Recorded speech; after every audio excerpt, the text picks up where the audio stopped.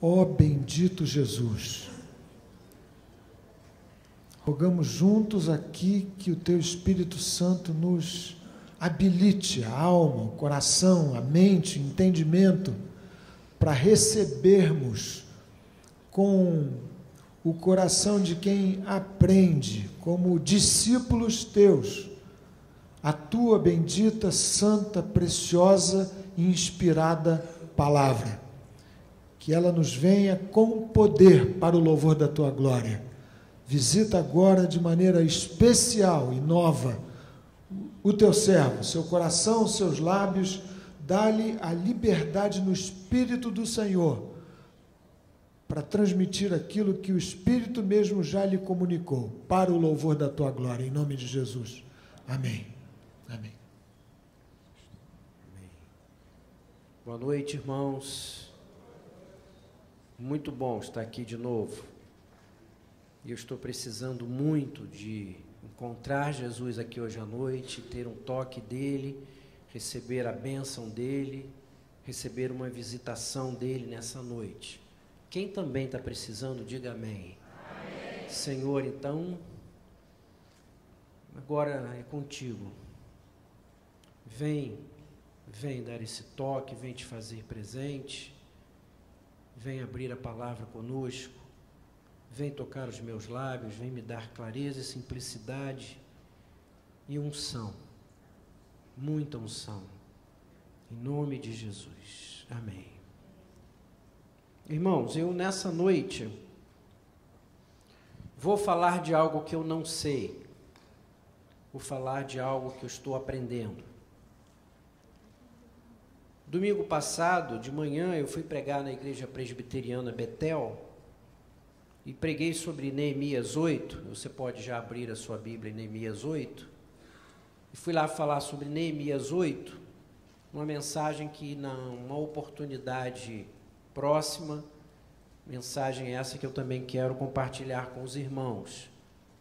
Mas quando eu estava lendo o texto e pregando sobre o texto, um versículo me chocou, ou me confrontou, ou me colocou contra a parede. E como o texto e a mensagem que eu estava pregando na igreja naquela manhã, domingo passado, não tinha a ver com este verso, eu me senti confortável e pulei. Li, mas pulei. Mas fui para casa no domingo incomodado com o versículo e fui orando, dizendo: Senhor, eu estou precisando entender isso, experimentar isso, viver isso. E domingo, na segunda-feira, na madrugada de segunda-feira, às 20 para as 5 da manhã, eu acordei. E acordei pensando nesse versículo. Levantei, orei, e o Senhor me levou para um cômodozinho lá na minha casa. E de 20 para as 5 até as 7:30 da manhã, Ele me deu essa palavra que eu quero compartilhar hoje com os irmãos. Ele está me ensinando. E como eu estou nesse processo de aprendizagem, eu estou querendo compartilhar com vocês aquilo que o Senhor está me falando. É uma mensagem que ainda está em evolução e eu estou confessando aos irmãos que eu ainda não sei e quero que vocês aprendam junto comigo. Neemias, capítulo 8, é o verso 10. Neemias 8, verso 10. Vamos ler de pé esse versículo, irmãos?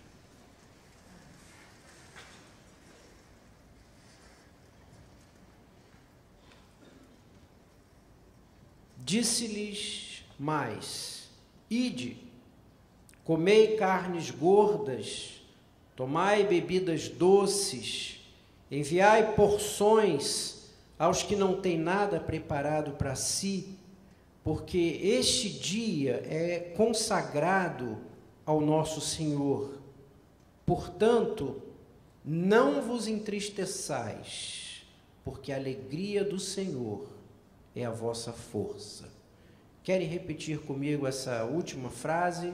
não vos entristeçais, porque a alegria do Senhor é a vossa força. Vamos de novo. Não vos entristeçais, porque a alegria do Senhor é a vossa força. Podem sentar, irmãos.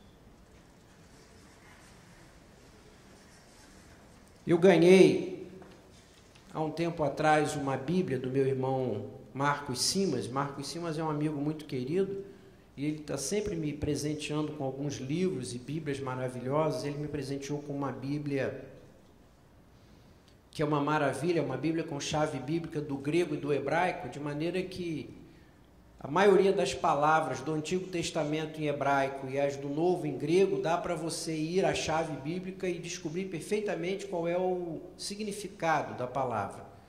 De maneira que, se eu começar a pregar um pouquinho melhor, você achar que eu estou pregando um pouquinho melhor, vai agradecer ao Marcos Simas, porque ele está me ajudando muito com essa Bíblia que ele me deu. Esse verso me incomodou. Não vos entristeçais, porque a alegria do Senhor é a vossa força. Primeira coisa que eu fiz foi procurar o sentido dessa palavra, não vos entristeçais, e descobri que no hebraico essa palavra entristecer aí significa alguém que está experimentando uma dor física misturada com uma dor emocional. É um sentimento que está misturando dor física com dor emocional.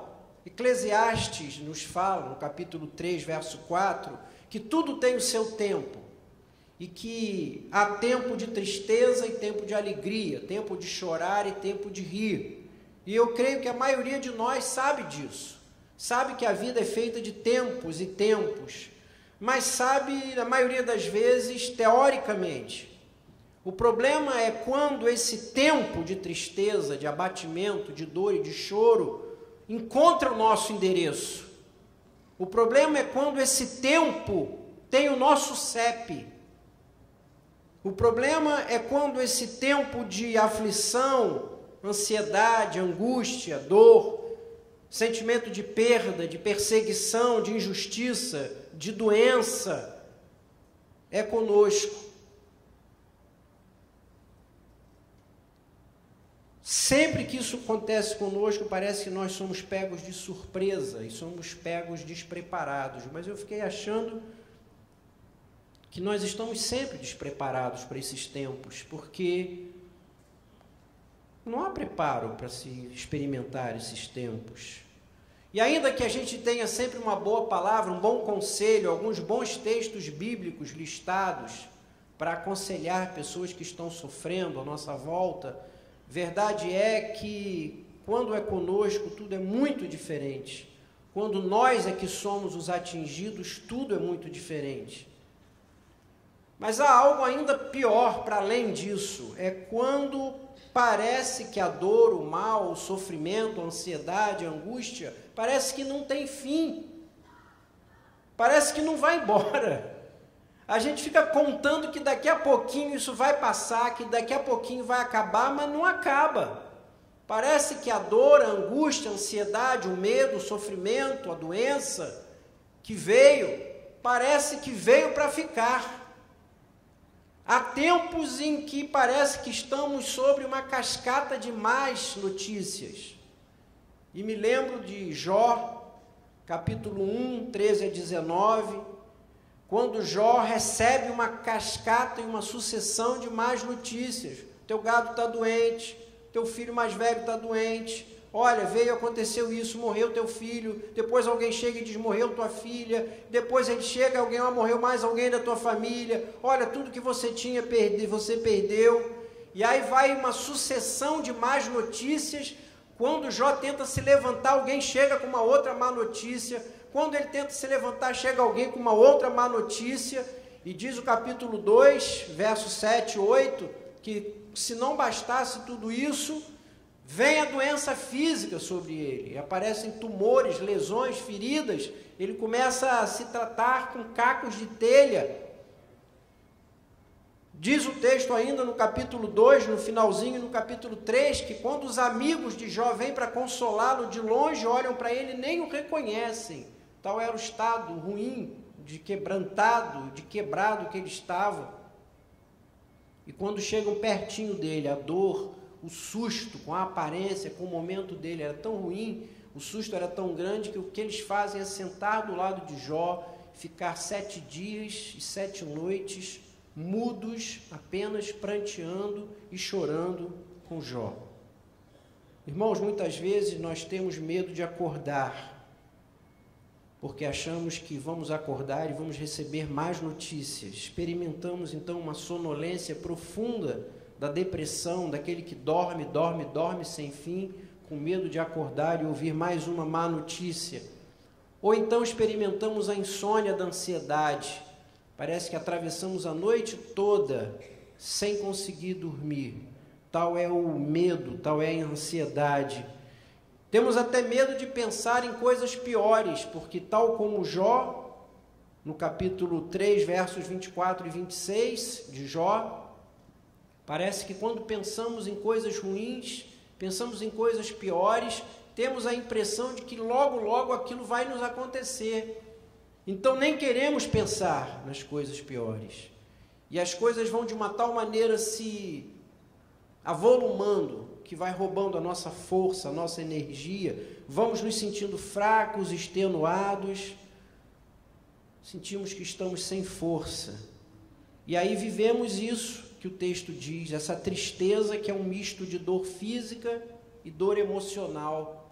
Às vezes os nossos problemas começam como um problema físico, uma doença, mas logo, logo aquilo ficou de uma tal maneira grande e profundo que vem os sintomas emocionais, que se completam e se confundem.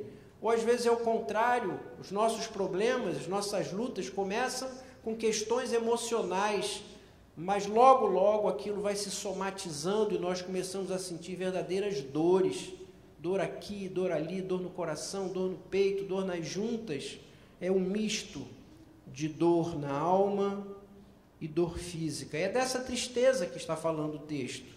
O texto está falando não de alguém que está sofrendo porque pecou, porque está errado, porque está sendo castigado por Deus, porque Deus está pesando a mão. Não é isso.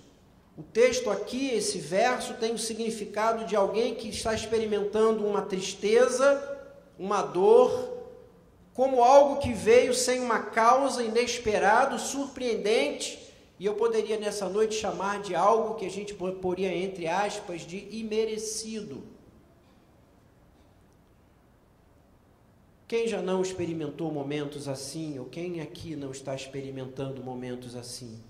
E a gente ora, e a gente busca, e a gente jejua, e a gente se consagra, e parece que o céu continua fechado, parece que o céu está blindado, parece que os textos bíblicos que lemos sobre as promessas de Deus, as promessas que recebemos de alguém que nos procura, que ora conosco, são promessas que não se cumprem, parecem que não se cumprem, não se cumprirão para nós. Parece que Deus não está ali, parece que Deus entrou de férias, parece que Deus sumiu. Tal é o seu silêncio. E eu fiquei pensando nessas coisas nessa madrugada, e me lembrei daquele texto de 1 de Reis 18, que é o texto de Elias, que está no povo de Israel vivendo um período grande de seca, uma grande seca em Israel, e aí ele, pela fé, parece que recebe uma revelação de Deus, uma promessa de que vai vir uma abundante chuva, e ele então, pela fé, anuncia, olha, vai vir e vai chegar uma forte chuva, um temporal. E ele então anuncia, olha, vem aí, se preparem que vai chegar o cumprimento dessa promessa, vai chegar uma grande chuva. Só que ele olha para o céu e tudo continua igual. O céu continua seco, cinza.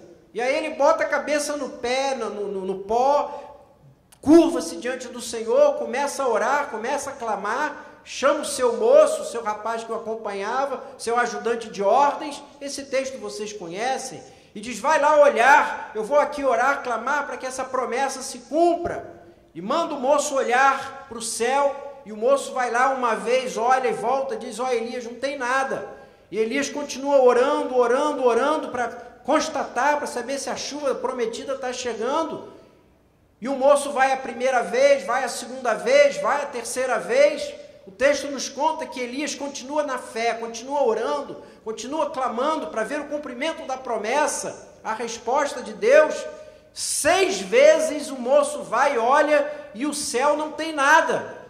Até que, diz o texto, na 7ª vez, quando o moço vai e olha, volta correndo e diz: olha, acho que estou vendo lá no finalzinho, no horizonte, uma nuvenzinha do tamanho de uma mão, de uma palma de uma mão.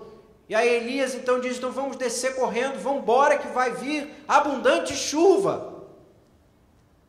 E quando eu pensei nesse texto, irmãos, e pensando nesse verso de 8, 10 de Neemias, pensei que algumas vezes na nossa vida, na nossa experiência, nós também ficamos na promessa, orando, orando, orando, e parece que chegamos até a nossa 7ª vez, nosso 7º dia, e nos levantamos crendo que a nuvem vai aparecer, e quando a gente chega lá não tem nuvem, nem no 7º dia, nem no 7º momento. Me lembrei do Salmo 42, versos 6 e 7, quando o salmista diz: sinto dentro de mim abatida a minha alma dentro de mim está muito abatida, um abismo chama outro abismo, ao som das catadupas, todas as tuas ondas e vagas passaram sobre mim. Eu fiquei pensando que o salmista aqui nesse capítulo 42 estava sentindo que tinha tomado uma soca. Vocês já tomaram soca na praia? Quando vem aquela coisa assim, que vem aquela onda, você é tomado por aquela onda e roda, roda, roda. Quando você consegue levantar, você não sabe o que é em cima e o que é embaixo. E o salmista está dizendo: olha, eu estou tão mal, estou tão abatido, estou vivendo um momento tão de profundo abatimento interior, que eu acho que as tuas ondas e as tuas vagas passaram por cima de mim. Eu não sei o que é em cima, eu não sei o que é embaixo. A questão é: quando é que isso vai passar? Quando é que isso tudo vai acabar? Mas a questão colocada por Esdras e Neemias aqui não é bem quando isso vai passar, não é quando isso vai acabar, mas a questão aqui colocada por Esdras e Neemias é que a alegria do Senhor nesses momentos tem que ser a nossa força. Esdras e Neemias não estão questionando, negando a experiência, atenuando a experiência, estão dizendo apenas assim: a alegria do Senhor é a vossa força. E a minha questão diante da palavra, diante desse texto é: o que é a alegria do Senhor? Como é que eu experimento essa alegria do Senhor? Que alegria do Senhor é essa que vai me fortalecer nesses tempos de crise? E foi isso que o Senhor colocou no meu coração, e é isso que eu quero lhes compartilhar nessa noite. O que é a alegria do Senhor? Que alegria do Senhor é essa que nos fortalece nos momentos de crise? A primeira coisa que o Senhor colocou no meu coração é que a alegria do Senhor é a alegria de uma boa nova, é a alegria de uma boa notícia. Lucas capítulo 2, versos 10 e 11, você pode abrir comigo? Lucas 2, verso 10 e 11. A alegria do Senhor é a alegria de uma boa nova, é a alegria de uma boa notícia. Lucas capítulo 2, verso 10 e 11. Abra aí sua Bíblia, Lucas 2, 10 e 11, que é um texto muito lido por ocasião do Natal. Os pastores estavam nos campos guardando o rebanho na vigília da noite. Um anjo do Senhor apareceu, e o verso 10 diz: o anjo, porém, disse: não temais, eis que vos trago uma boa notícia, uma boa nova, de grande alegria, que será para todo o povo. Hoje vos nasceu, na cidade de Davi, o Salvador, que é Cristo, o Senhor. A alegria do Senhor é uma boa notícia, é uma boa nova. Quando a gente está vivendo crises e dramas como esses que eu falei, irmãos, o que mais queremos ouvir são boas novas, boas notícias. E no grego a expressão boa nova, boa notícia quer dizer exatamente evangelho. o que pode alegrar o nosso coração quando estamos vivendo momentos desses que eu descrevi, de lutas, de dores, de aflições, de ansiedades, de questionamentos, de doenças, de injustiças, de perseguições, quando estamos nos sentindo sozinhos, abatidos, abandonados, o céu parece blindado, quando nada parece que dá certo para nós. A primeira coisa que o Senhor nos diz é que a alegria do Senhor, que nós temos que nos lembrar, é a alegria da boa nova do Evangelho, recebermos essa lembrança, essa convicção, a certeza de algumas verdades que não podem ser esquecidas. A alegria do Senhor começa quando nós nos lembramos do Evangelho, quando essas mensagens e verdades que parecem tão básicas e fundamentais são reacesas no nosso coração e na nossa mente. Ou seja, Deus existe, Deus é real, Deus está vivo, Deus se importa comigo e se importa com você. Deus não se esqueceu de mim, Deus não se esqueceu de você, Deus não abriu mão de mim, Deus não abriu mão de você. Há esperança, há solução. Não há para Deus impossíveis. E essas verdades e essas convicções têm que voltar à nossa mente. E essas verdades e essas convicções são exatamente o centro da mensagem do Evangelho. A boa nova, que será de grande alegria, é exatamente essa: Deus real veio e interveio. A primeira alegria do Senhor para as nossas vidas, que nos fortalece, é a mensagem do amor de Deus, que enviou o seu Filho à terra, Jesus Cristo, que encarnou, que sofreu por nós, que foi à cruz e morreu em nosso lugar. Essa é a melhor e maior de todas as notícias, maior do que todo e qualquer possível sofrimento, dor, do que estejamos experimentando. A alegria do Senhor é saber que Ele nos ama e que há esperança. Todas as vezes que estivermos vivendo momentos como esses que eu estou descrevendo, precisamos viver a alegria da lembrança do Evangelho, a alegria que vem pela lembrança de que Deus nos ama.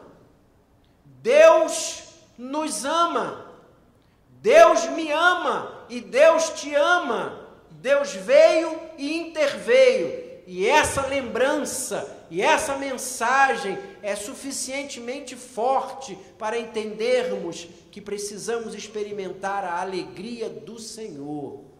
A alegria do Senhor é a alegria que nasce, que está baseada, edificada sobre a verdade de que o amor de Deus veio encarnado em Cristo na nossa direção para nos alcançar e para nos trazer resposta. Romanos 8:32 é uma mensagem que está embutida nessa. Romanos 8:32 é uma mensagem que está embutida nessa revelação. Olha o que Paulo diz em Romanos 8:32. Uma coisa linda.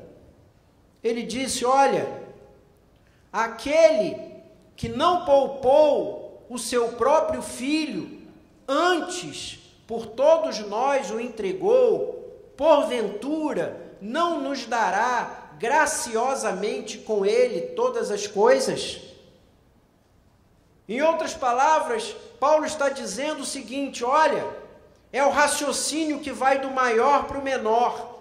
Se Deus foi capaz de abrir mão do seu filho, enviar o seu filho, entregar o seu filho para morrer em nosso lugar, quando nós ainda éramos pecadores, inimigos de Deus, banidos da sua presença, o amor de Deus foi tão grande, a ponto de abrir mão do seu filho, enviar o seu filho, dar o seu filho por nós.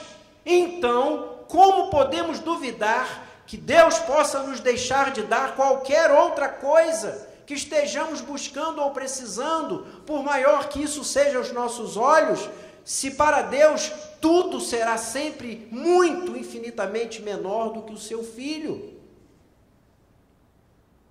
A alegria do Senhor provém da convicção, da certeza de que Ele nos ama, e Ele está ao nosso lado, e a sua força, o seu amor, nos traz esperança em meio às crises.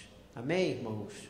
Então, a primeira coisa é que a alegria do Senhor é a alegria da boa nova, a alegria do Evangelho, a alegria da boa notícia, a notícia do amor de Deus, que veio e interveio.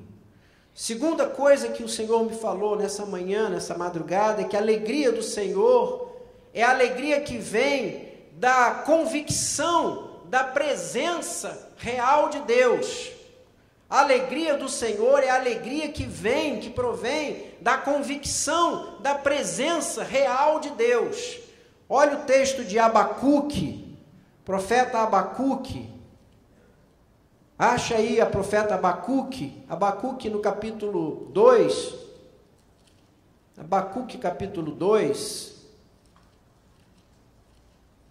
pode procurar que está aí na Bíblia, se a sua Bíblia está faltando, não está faltando página, está aí, Abacuque capítulo 2, capítulo 3, perdão, Abacuque capítulo 3, no verso 17 ao 18, Abacuque diz assim: ainda que a figueira não floresça, que não haja fruto na vide, o produto da oliveira minta, os campos não produzam mantimento, as ovelhas sejam arrebatadas do aprisco, nos currais não haja gado, tudo ruim, todavia eu me alegro no Senhor, eu exulto no Deus da minha salvação. Pode tudo estar ruim, carência, dificuldade financeira, dor, perseguição, injustiça, sofrimento, tudo ruim, todavia eu me alegro no Senhor, não no que está à minha volta faltando, nem no que à minha volta já foi providenciado. Portanto, Abacuque aqui está dando um passo adiante do que eu falei no item anterior. Agora, Abacuque está falando que a alegria do Senhor ela é encontrada não por causa do que Deus fez ou faz, mas a alegria do Senhor está nele mesmo, no fato de Ele ser quem Ele é, na sua presença, na sua existência, na sua realidade, no seu caráter.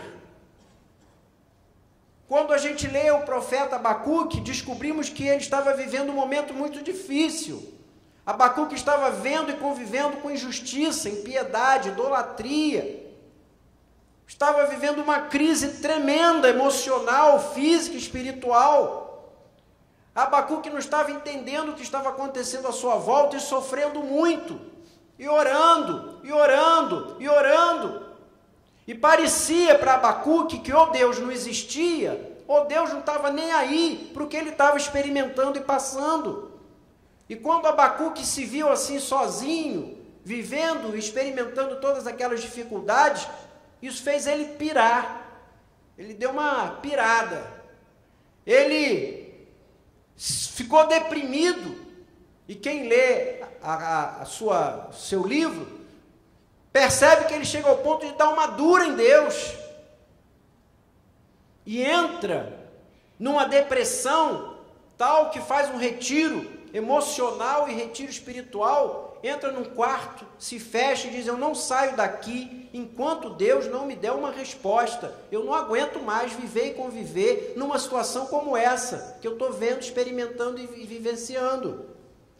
E é muito linda a profecia de Abacuque, porque depois de algum tempo Deus vem e fala com ele, mas não responde nenhuma das perguntas que ele fez e faz. Deus vem e não esclarece nada daquilo que Abacuque objetivamente perguntava. Deus vem e não fala de nenhuma das suas crises, porém, indiretamente, responde todas as suas verdadeiras crises. Porque Deus vem e revela que estava ali, presente, poderoso, soberano, bom, amoroso, fiel. Deus vem e revela para Abacuque que tem e tinha tudo sob os seus cuidados.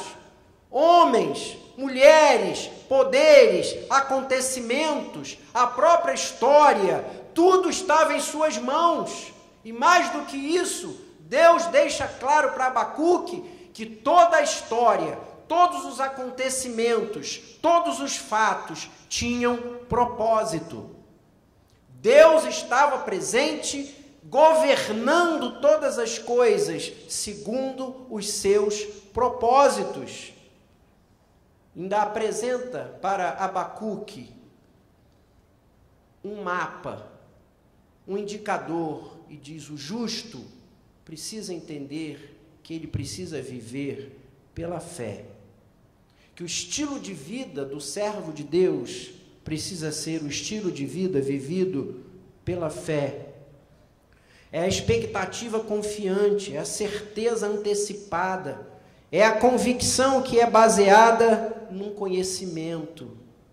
Em outras palavras, Deus se faz presente e diz: olha, eu sou assim, eu sou presente, eu sou poderoso, eu controlo todas as coisas.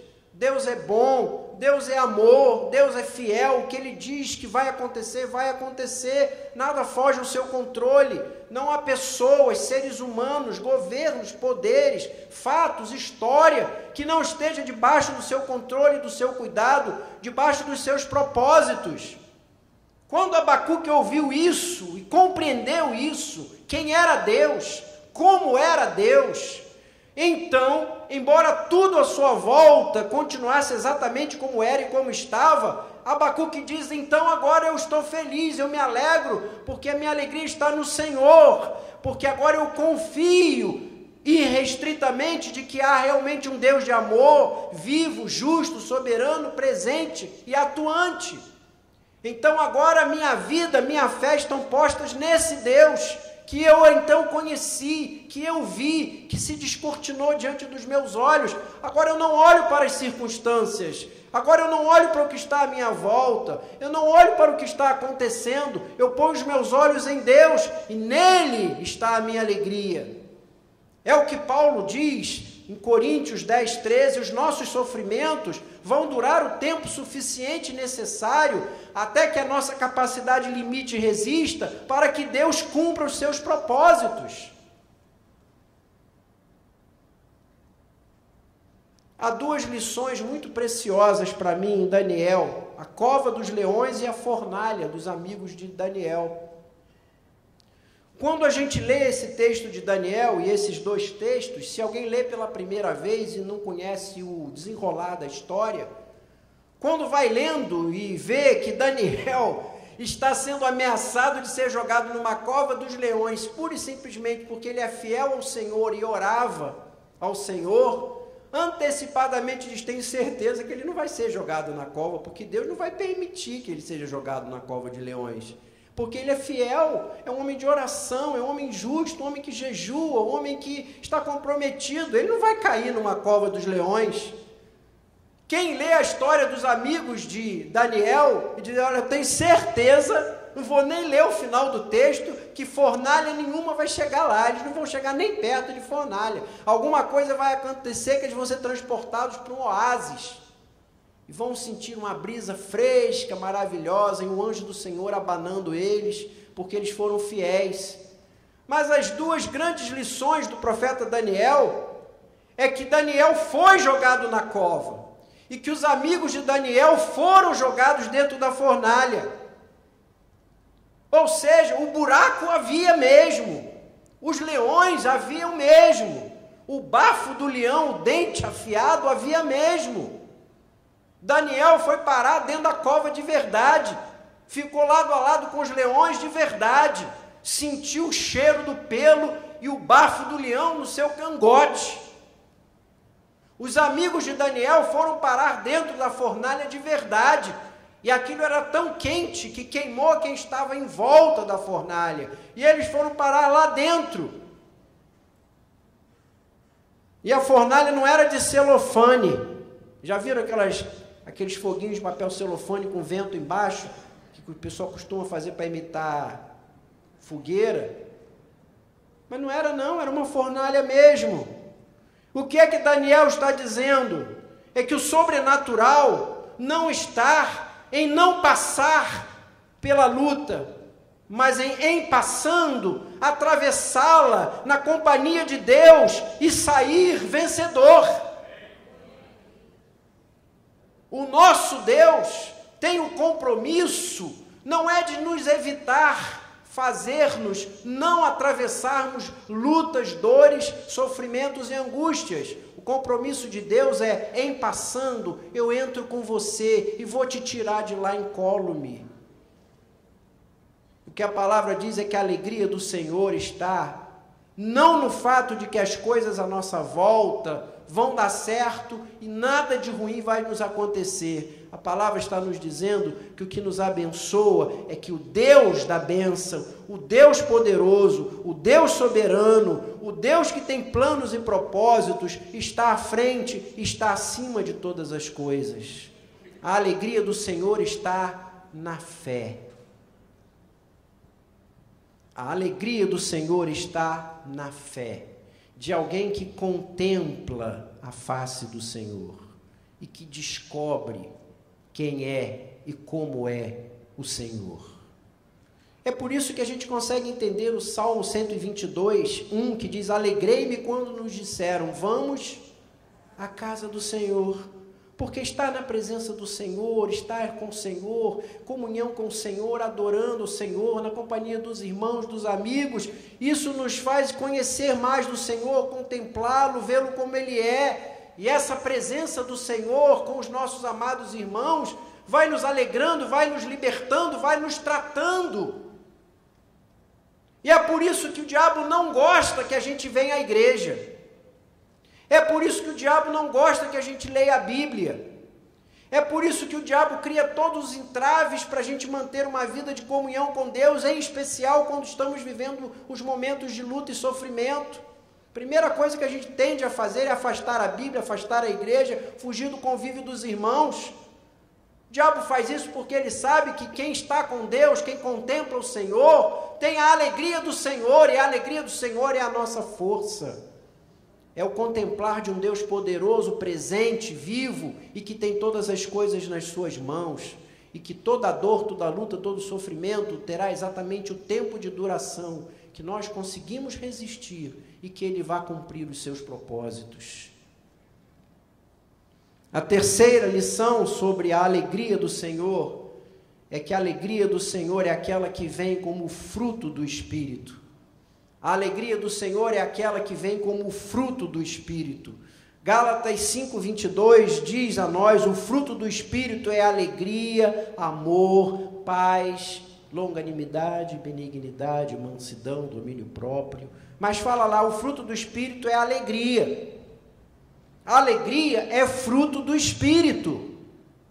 Paulo, mesmo autor de Gálatas, em Filipenses 3:1 e 4:4, diz: alegrai-vos no Senhor. Olha a experiência aí novamente, alegrai-vos no Senhor, alegrai-vos sempre no Senhor. Outra vez digo, alegrai-vos. Quando a gente nasce de novo, quando a gente se converte ao Senhor, o Espírito Santo vem morar dentro de nós. Eu e você somos templo do Espírito Santo. O Espírito Santo está morando dentro de mim, dentro de você. E a palavra diz que é fruto do Espírito a alegria. Em outras palavras, quanto mais do Espírito tivermos, e quanto mais dermos ao Espírito liberdade de agir, mais alegria do Senhor teremos. E essa alegria, ela é sobrenatural, ela é estranha, ela não está sujeita às leis que regem a nossa vida e o nosso cotidiano. Essa alegria do Espírito, do Senhor que em nós habita e é fruto do Espírito, não tem nada a ver com obtenção de coisas que queremos, desejamos, prazeres, dinheiro, recursos, nada disso. É algo estranho e sobrenatural. Portanto, quanto mais obedecemos à ordem de andar no Espírito e enchei-vos do Espírito, mais alegria do Senhor teremos, independentemente de como estão as coisas à nossa volta. Querem um exemplo disso? 2 rápidos exemplos. Atos capítulo 16, de 19 em diante, eu não vou ler por causa da hora, mas vou lembrar para vocês, Atos 16 nos conta que Paulo e Silas, porque pregavam o Evangelho, foram presos e levaram uma coça. Leiam depois o texto em casa, apanharam com açoites, criaram vergões no corpo, e além disso foram acorrentados com grilhões e correntes e jogados dentro do cárcere. Porém, no meio da noite, quando se pensava que se ouviria gritos e gemidos, começaram a ouvir louvores e hinos. Paulo cantava, Silas cantava, louvores de alegria. Havia uma imensa alegria, mas havia vergões. Os grilhões estavam ali, as cadeias existiam de verdade, mas havia um louvor estranho e sobrenatural, uma alegria estranha e sobrenatural que era fruto da presença do Espírito. É por isso que Paulo, quando escreve segunda carta a Coríntios, capítulo 3, 17, ele diz: o Senhor é o Espírito, e onde há o Espírito há liberdade, porque ele experimentou isso em Atos 16, quando ele estava cheio do Espírito Santo, com cadeias nas mãos, mas livre. Outra coisa, Filipenses, esse texto que lemos do capítulo 3, verso 1, do capítulo 4, verso 4, Filipenses é a carta da alegria. Filipenses é uma carta pequenininha, mas ela é chamada carta da alegria porque 16 vezes aparece a palavra alegria em Filipenses. Você então há de supor que ao escrever a carta aos Filipenses, Paulo estava em Orlando, na Flórida, curtindo a Disney, ou em Paris, visitando o Museu do Louvre, ou encontrando seus netinhos e beijando e abraçando e recebendo um afago gostoso dos seus netinhos. Tal é a carta de alegria e júbilo. Porém, sabemos, e o texto fala isso em vários versículos de Filipenses, que ele aqui está preso e tendo a noção exata de que em breve será morto. Olha que coisa louca e estranha. Paulo está preso, sabendo que em breve vai morrer, e escreve a carta da alegria, e diz: alegrai-vos sempre. Outra vez digo, alegrai-vos no Senhor. Como é que se alegra no Senhor? Quando você permite que o Espírito Santo que habita o seu coração se manifeste com os dons e com os frutos sobrenaturais do Espírito. Isso não tem nada a ver com as circunstâncias. Pode tudo continuar ruim, pode continuar com vergão, pode continuar levando chibatada, pode continuar com grilhão no braço e na perna, pode continuar em cadeias, mas a alegria do Senhor é a vossa força, quando a alegria do Senhor provém do Espírito Santo que habita o seu coração. Então o segredo tá na luta, tá ruim mesmo, tá brabo, tá duro, tá difícil, é a hora oportuna de buscar uma intimidade maior com o Espírito Santo de Deus, para dizer: olha, tem cadeia, tem chibatada, tem vergão, mas eu quero louvor, eu quero alegria, eu quero paz, eu quero alegria que vem do Espírito. E concluo, em quarto lugar, a alegria do Senhor é aquela que chega quando chega a restauração. A alegria do Senhor é aquela que chega quando chega a restauração. Salmo 126. Salmo 126.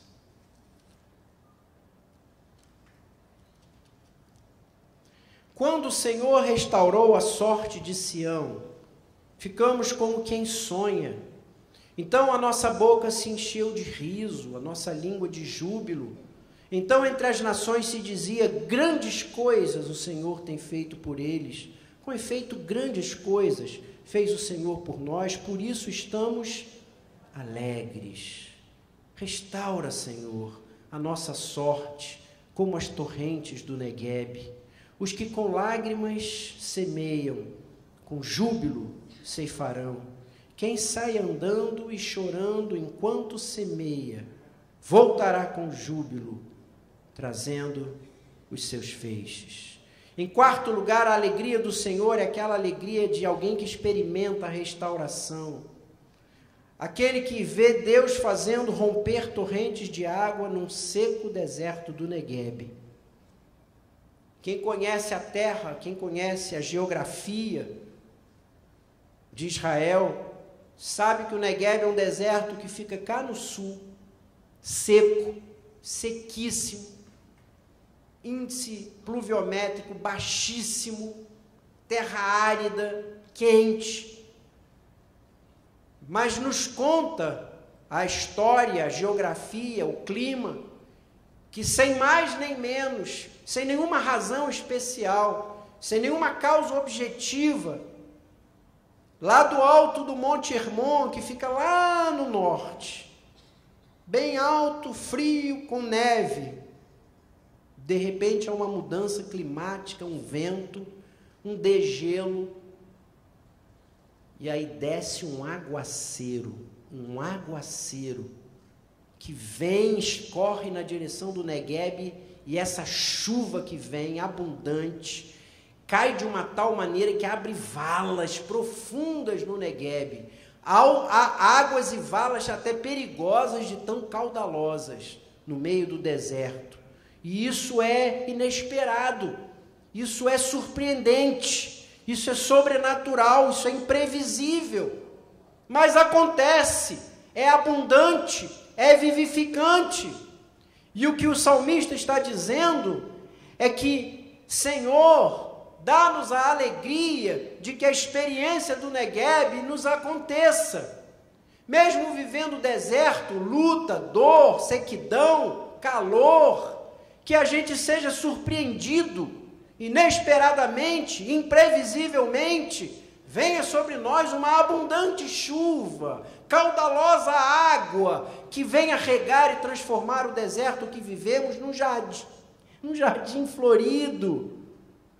Há promessas, irmãos, que demoram tanto para se cumprir, que parecem loucuras, coisas improváveis. No entanto, quando é de Deus, você pode estar certo de uma coisa: vai se cumprir.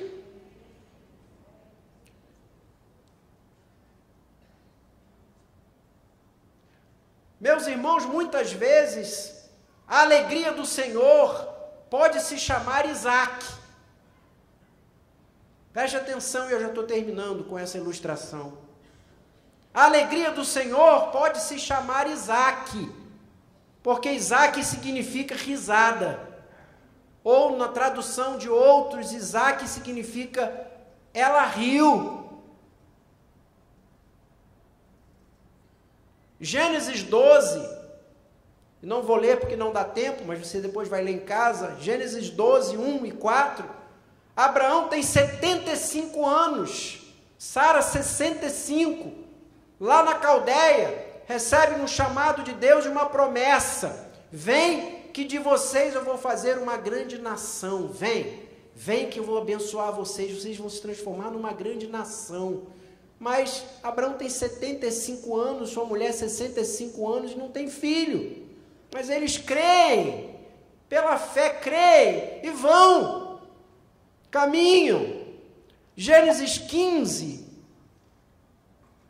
Deus confia uma promessa, alguns anos depois, já de caminhada, já morando na terra, e diz: olha para o céu, você consegue contar essas estrelas? E Abraão olha para o céu e vê: irmão, não consigo contar isso, mas é assim que vai ser a sua filiação. Sua descendência será incontável, como os grãos de areia no mar, como as estrelas do céu.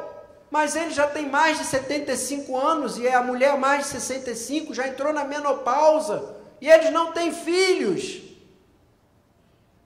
E quando essa palavra é compartilhada para Abraão e para Sara, diz o texto que eles riem. E eu diria que esse riso é um pouco de riso nervoso, de alguém que investiu toda a vida numa promessa, que saiu de casa na fé de uma promessa, de uma herança, de uma posteridade, de uma descendência, com 75 anos de idade, a mulher com 65, e não passam os anos e nasce ninguém. É um riso nervoso. Passa mais um tempo, Gênesis 17, Gênesis 19, e um anjo aparece, visita eles, e diz, olha, vocês vão receber um filho, Sara vai ganhar um filho, e você vai ganhar um filho, porque há uma promessa. Só que Abraão faz as contas, e Abraão já está com 100 anos, e Sara com 90 anos. Rápida, e você diz que a promessa de Deus já estava durando 25 anos, e não tinha se cumprido. A promessa fora recebida há 25 anos, e não se cumprir até aquele momento, e diz o texto que Abraão e Sara riem. E agora me parece que esse riso já não é mais o riso nervoso da expectativa, mas é um riso irônico, é um riso de quem está quase que descrendo. Tanto é assim que Abraão discute com o anjo, dizendo, olha aqui, espera aí, eu não sou biólogo nem médico, mas eu entendo um pouquinho de fisiologia, eu já tenho 100 anos, minha mulher tem 90, como é que nós ainda vamos ter filho? E esse riso irônico recebe do anjo uma palavra, diz, olha, mas ela vai ganhar um filho, e você vai dar o nome nele de Risada. Ponha o nome dele de Risada. Aí ele disse, mas por quê? Porque vocês riram, ela riu. No ano seguinte, ela engravida, dá à luz ao seu filho, e Gênesis 21, 1 a 6. Vale a pena ler esse último texto, Gênesis 21, de 1 a 6. Ela ri de novo. Gênesis 21, de 1 a 6. Ela ri de novo. Mas agora o riso é diferente. Gênesis 21, de 1 a 6. Visitou o Senhor a Sara, como lhe dissera. O Senhor cumpriu o que havia prometido. Sara concebeu, deu à luz um filho a Abraão na velhice, no tempo determinado, do que Deus lhe falara. E ao filho que nasceu, Sara dera à luz, pôs o nome de Risada. Abraão circuncidou seu filho, Risada, quando ele tinha 8 dias, como Deus lhe ordenara. Abraão tinha 100 anos, quando nasceu Risada, seu filho. E disse então Sara, Deus me deu motivo de rir. Todo aquele que ouvir o nome desse menino vai rir também comigo. Quem diria que eu e meu marido ainda amamentaríamos um filho, pois na velhice eu dei a ele um filho. Quero concluir nessa noite dizendo a alegria do Senhor é a alegria que vem quando as suas promessas se cumprem, no mais improvável, impossível, louco, estranho, sobrenatural e difícil que se possa imaginar. Para quem esperou 25 anos, para quem quando recebeu a promessa riu de alegria, para quem quando ouviu a promessa repetindo-se, riu com riso nervoso, para quem um dia, depois de muitos anos, ouviu a resposta da promessa de novo e já ri com desdém, quero lhe dizer nessa noite que a bênção do Senhor se chama Isaac, porque chega uma hora que você vai rir de alegria e vai dizer, passaram-se 25 anos e no tempo determinado o Senhor cumpriu a sua palavra. A alegria do Senhor é aquela que gera Isaac, é a bênção risada, faz a gente rir. Vamos ficar de pé e vamos orar. Alegria do Senhor. O que é a alegria do Senhor? A alegria do Senhor é aquela alegria baseada no amor, aquela alegria que a gente entende que Deus nos ama, independentemente do que está acontecendo. independentemente das perseguições, das lutas, das doenças que não têm tratamento, aparentemente não tem cura, das portas que se fecharam há muito tempo e não se abrem. Mas não é aí que vai estar a tua alegria. A tua alegria está na boa notícia, no Evangelho, no amor de Deus. Ele gosta de você, Ele te ama. A palavra diz que Ele tem o teu nome escrito na palma das suas mãos. Toda vez que o Senhor olha para a mão, vê o teu nome. A palavra diz que o nosso nome está escrito no livro da vida. Quando o Senhor abre o livro da vida, encontra o meu e o teu nome lá. Isso é prova do amor de Deus e isso é uma boa notícia para você hoje à noite. A alegria do Senhor é a alegria da boa notícia. A alegria do Senhor é aquela alegria que vem da convicção da presença real de Deus. Deus é real, Deus é poder, Deus é soberano, não há nada que esteja fora do seu controle, não há pessoas, acontecimentos, fatos, história que não esteja fora das suas mãos e em todas as coisas Ele tem um propósito.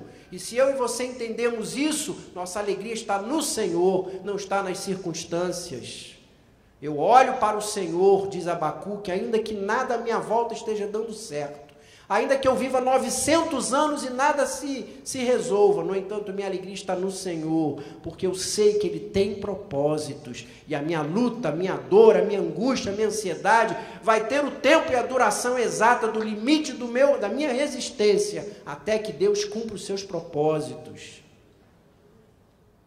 A alegria do Senhor é fruto do Espírito. Ande no Espírito, busque a plenitude do Espírito, porque a tua alegria vai estar, ainda que haja vergões, cadeias, grilhões, sobrenaturalmente, estranhamente, debaixo de dor de aguilhão, você vai poder cantar e louvar, porque a alegria do Senhor é a nossa força. E por fim, a alegria do Senhor virá como Isaac.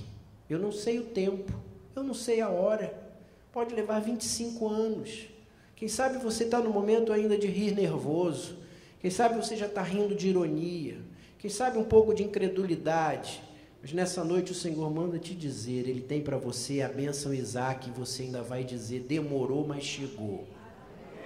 Demorou, mas chegou. E eu quero orar por você, porque eu quero orar por mim. Eu estou precisando dessa palavra.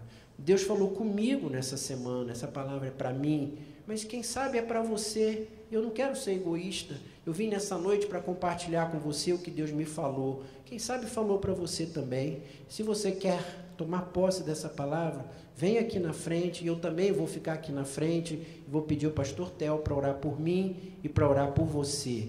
Eu estou precisando conhecer mais, experimentar mais da alegria do Senhor. Pastor.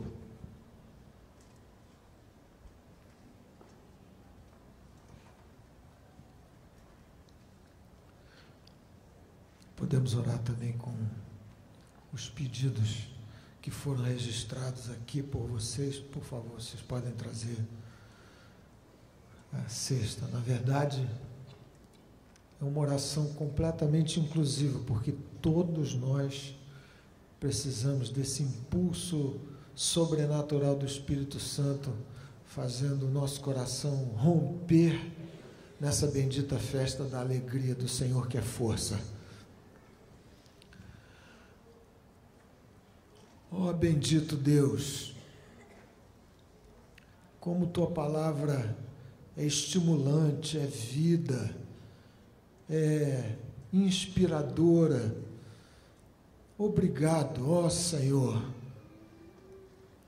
pela direta comunicação do Espírito do Senhor a cada um dos nossos corações e nas nossas vidas nessa noite. Aqui estamos deixando diante de Ti causas, coisas, questões, lutas antigas, promessas que recebemos de Ti mesmo e que vão se adiando, e com isso nosso coração acabando nesse riso nervoso, irônico, incrédulo, tudo colocamos nessa hora diante do Teu altar. Na súplica comum, unânime, para que o Teu Espírito Santo sobre nós venha com um grande, novo, intenso poder. Aqui visita-nos, ó bendito Jesus, para compreendermos e disto resultar uma nova experiência de alegria no Senhor, a riqueza da nossa salvação, o alcance glorioso e eterno das boas novas da salvação. Senhor, o calor da Tua bendita companhia com cada um de nós, alguns transitando há tanto tempo no vale da sombra da morte, mas, ó Senhor querido, essa gloriosa confiança que resulta na fé, na convicção de que estás ao nosso lado. Rogamos que o Teu Espírito Santo produza em nós, com grande riqueza, os frutos que são dele mesmo. E entre estes gloriosos e preciosos frutos, a alegria do Senhor. Ó amado Jesus, lutas haverá e tem havido tantas, mas concede que cada experiência do Teu povo seja a experiência da alegria, essa estranha, incompreensível, mas maravilhosa, milagrosa alegria do Senhor. Concede aos Teus servos e servas que voltem para os seus lares agora, com uma nova confiança, um coração que, pelo Espírito de Deus, tenha tido as vestes de luto substituídas pelas benditas vestes de louvor.